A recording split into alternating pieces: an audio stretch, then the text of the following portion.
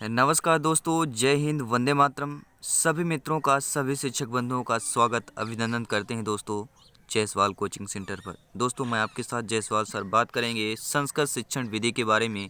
आपको पता है यहाँ से आपके 8 से 10 क्वेश्चन पूछे जाते हैं संस्कृत शिक्षण विधि में। तो संस्कृत पेडागोजी के वो भी आपके सिलेबस के अनुसार प्रैक्टिस सेट नंबर 10वां है। प्रत्येक प्रैक्टिस सेट में 15 बेहतरीन क्वेश्चन होते हैं आपके सिलेबस के आधार पर, जो अपडेट क्वेश्चन होते हैं, जो एग्ज़ाम पैटर्न पर आधारित होते हैं। क्वेश्चन आए हुए एग्ज़ाम में होते हैं, कुछ क्वेश्चन आने वाले यानी संभावित प्रश्न होते हैं। तो आइए दोस्तों शुरू करते हैं इस प्रैक्टिस सेट को। अगर आप पहली बार चैनल पर विजिट कर रहे हैं और प्रैक्टिस सेट आपने पिछला नहीं देखा है तो यहाँ पे आई कार्ड पे लिंक आएगा, तो पिछले प्रैक्टिस सेट आप लोग देख सकते हैं। चलिए आइए शुरू करते हैं। यहाँ पे पहला आपका दिया है, पहला प्रश्न है, संस्कृत भाषा सर्वाधिक समीचीनाम भाषा कथ्यते, यानी संस्कृत भाषा के सर्वाधिक समीचीन जो भाषा किसे बोला जाता है? दूरदर्शनार्थम को, संगणकार्थम को, चित्रार्थम को, ध्वनि विस्तारक यंत्रार्थम, किसको बोला जाता है? संस्कृत भाषा या सर्वाधिक समीचीनाम भाषा कथ्यते, संगणकम हो जाएगा। बी ऑप्शन यहाँ पे सही हो जाएगा। आइए अगला प्रश्न दे रहे हैं। अगला प्रश्न पूछा जा रहा है, बुनियादी शिक्षा केन प्रतिवर्तता? राजेंद्र प्रसाद महोदयन, एन गोपाल स्वामी द्वारा, डॉक्टर सुनीत कुमार चटर्जी द्वारा या महात्मा गांधी महोदय द्वारा?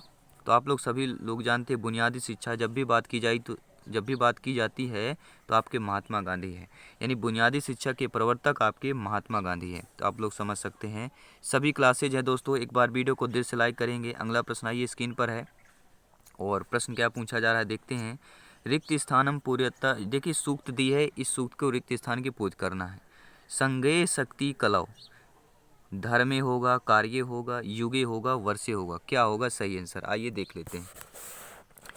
देखिए दोस्तों, संज्ञेय शक्ति कलौ, तो राइट आंसर क्या हो जाएगा? युगो।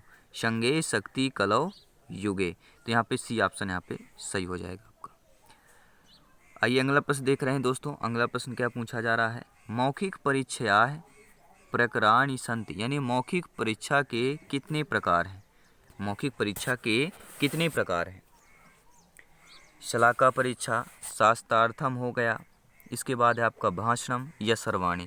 तो आप लोग सभी लोग जानते हैं दोस्तों, जो आपके मौखिक परीक्षा की बात की जाए तो शलाका परीक्षा भी आपकी मौखिक परीक्षा है, शास्त्रार्थम भी आपकी मौखिक परीक्षा है, भाषणम भी आपकी मौखिक परीक्षा। तो ये सभी सर्वाणी हो जाएगा, यानी डी ऑप्शन यहाँ पे सही हो जाएगा। अगला प्रश्न आइए देख लेते हैं। चतुर्थ विधि भाषा कौशलेश द्वितीय कौशलम अस्ति। देखिए चतुर्विधि की जो भाषा कौशल की द्वितीय कौशल कौन सी है? श्रवण कौशल, संभाषणम कौशलम, पठनम, लेखनम। तो मैं प्रत्येक वीडियो पर, प्रत्येक प्रैक्टिस सेट में 1 से 2 प्रश्न इस तरह के जरूर लाता हूं, क्योंकि आपको पता है 1 से 2 प्रश्न जरूर पूछे जाते हैं। तो सभी लोग जान लीजिए। देखिए भाषा कौशल का जो पहला कौशल है वह श्रवण होता है, अंतिम कौशल आपका लेखनम होता है। तो ये 2 चीज़ें बहुत जानना जरूरी है। तो राइट आंसर क्या हो जाएगा आपका? क्या लिखा है? चतुर्विधि भाषा कौशलेषु द्वितीय कौशलम अस्ति। अब चतुर्विधि भाषा कौशल यहाँ पे पूछ लिया है, तो चतुर्विधि भाषा कौशलेषु द्वितीय कौशलम क्या हो जाएगा यहाँ पे? चतुर्विधि की भाषा कौशलेषु द्वितीय कौशलम पूछा है, तो द्वितीय कौशलम आपका क्या हो जाएगा? संभाषणम हो जाएगा। ठीक है, द्वितीय में आपका संभाषणम हो जाएगा, तृतीय आपका पठनम हो जाएगा। तो आपका क्रम वाई ही लिखा हो, ए ऑप्शन प्रथम, बी ऑप्शन द्वितीय, सी ऑप्शन तृतीय, डी ऑप्शन चतुर्थ। अगला प्रश्न है, श्रवण कौशलस्य प्रमुखम साधनम अस्ति, यानी श्रवण कौशल का प्रमुख साधन कौन सा होता है? श्यामपट्ट होता है, पुस्तक होता है, गुरु मुखम हो गया, चित्रम हो गया। सही आंसर एवं सटीक आंसर जानेंगे दोस्तों। अगर आप लोगों से आ रहा है तो यहाँ पे नीचे कमेंट बॉक्स में बता सकते हैं। 15 में से आप लोग कितना स्कोर कर पा रहे हैं ये भी बता सकते हैं। तो यहाँ पे प्रैक्टिस सेट है, आप प्रैक्टिस कीजिए और प्रैक्टिस के साथ साथ बेहतरीन स्कोर प्राप्त कीजिए।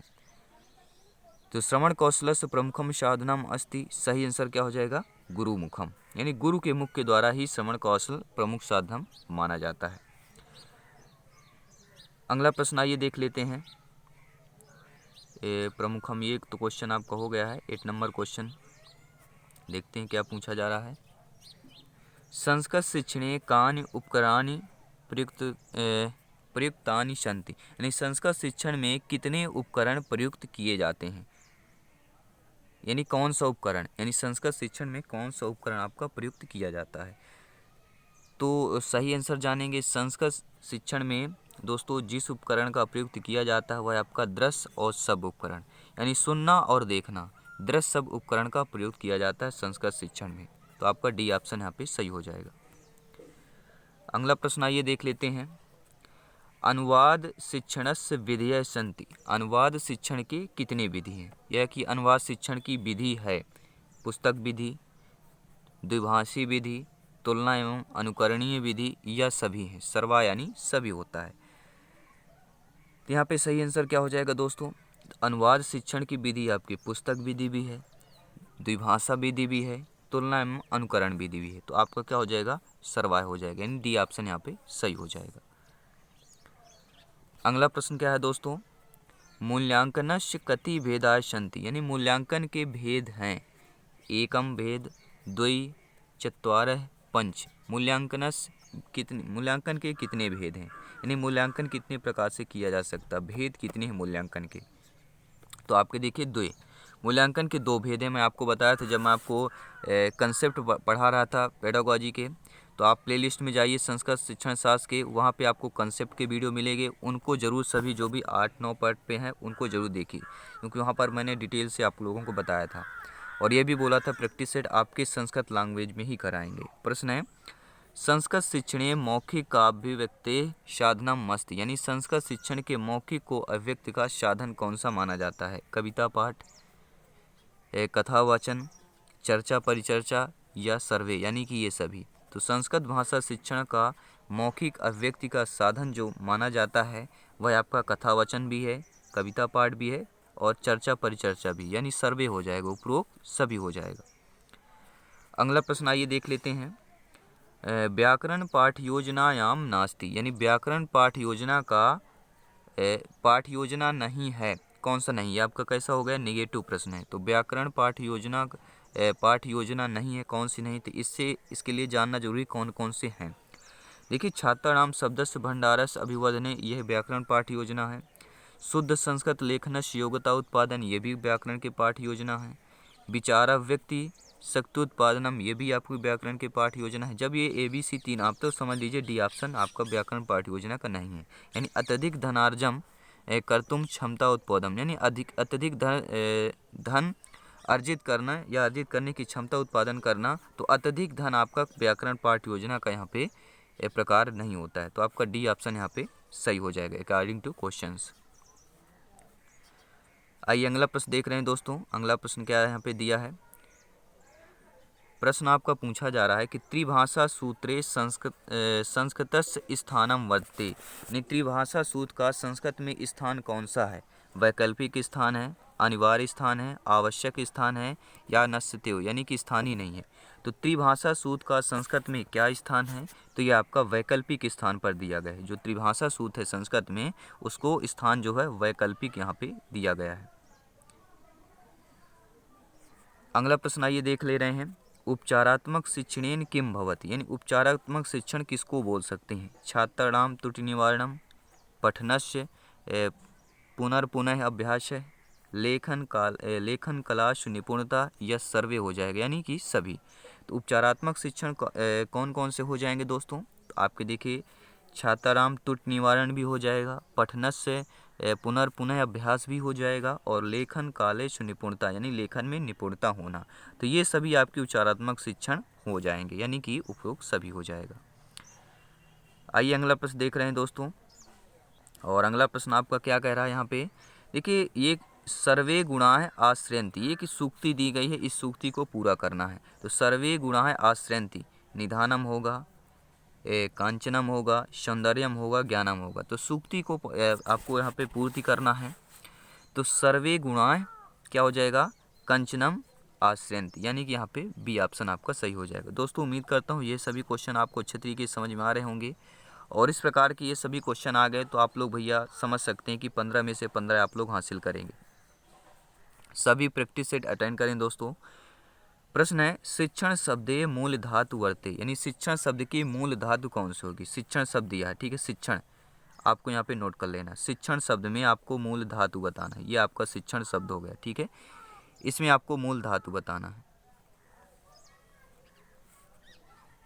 तो मूल धातु क्या होगा, शिक्ष होगा, शिक्ष होगा, सास होगा, शिक्षा होगा। तो शिक्षण शब्द में मूल धातु क्या हो जाएगा, तो यहाँ पर शिक्ष, ठीक है। शिक्षण शास्त्र में शिक्षण में आपका शिक्ष यहाँ पे क्या हो जाएगा, मूल धातु हो जाएगा। ये क्वेश्चन आपके लिए दोस्तों है 16वां नंबर क्वेश्चन है। 15 क्वेश्चन कंप्लीट कर लिए हैं। प्रश्न है लेखन कलाएं अत्यधिकम महत्तम वर्ते, यानी लेखन कला का जो अत्यधिक महत्व कैसे है।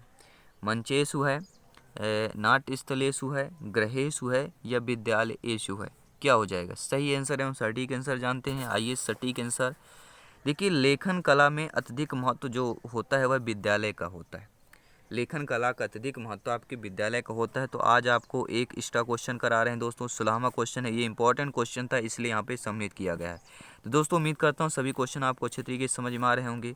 और शिक्षक भर्ती में बेहतर स्कोर पाना है तो मध्य प्रदेश का नंबर 1 चैनल बन चुका है आपका स्टडी में चैनल है, जो आपके शिक्षक भर्ती रिलेटेड यहाँ पे वीडियोज़ मिलेंगे, क्वेश्चन मिलेंगे। और बेहतर प्रैक्टिस सेट पाने के लिए ज़रूर चैनल को ज्वाइन करें दोस्तों। प्रश्न है, और इसके साथ साथ दोस्तों अगर चैनल पे पहली बार विजिट करें, सब्सक्राइब करें, लाइक करें, शेयर करें। दोस्तों सब्सक्राइब लाइक करना एक मोटिवेशन होता है हमारे लिए। और प्लेलिस्ट एक बार जरूर चेक करें ताकि लेटेस्ट नोटिफिकेशन आपके इनबॉक्स से मिलता रहे। प्लेलिस्ट में सभी क्लासेज आपको मिल जाएंगे, सभी वीडियोज़ मिल जाएंगे, जिसमें भी आपको प्रॉब्लम दिक्कतें आ रही हैं, जो क्वेश्चन आने वाला है, जो सिलेबस में, सभी सिलेबस आपके एग्जाम पैटर्न ही मिलेंगे। तो हमारी इच्छा राष्ट्र हित में शिक्षा। सभी मित्रों को मेरा जय हिंद, वंदे मातरम, इंकलाब जिंदाबाद। धन्यवाद सभी का।